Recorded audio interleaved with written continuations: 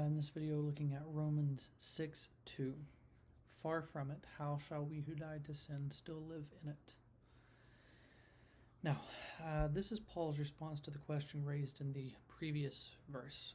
Many will construe this verse and the one before it to basically be asking a question of licentiousness.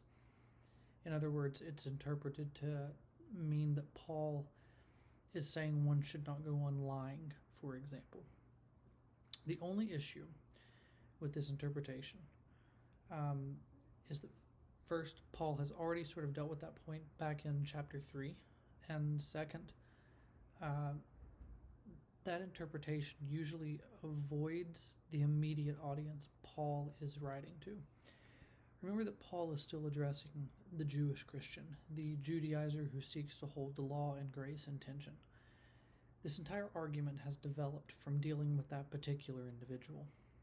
The hypothetical question is not, should we continue in licentiousness, but should we continue with respect to self-righteousness? Because this is the argument that Paul has developed, especially through chapter 5 leading into chapter 6. The hypothetical question that Paul is posing, the question the Judaizer asks, seeks to continue the law alongside the grace that Paul has explained comes through Christ.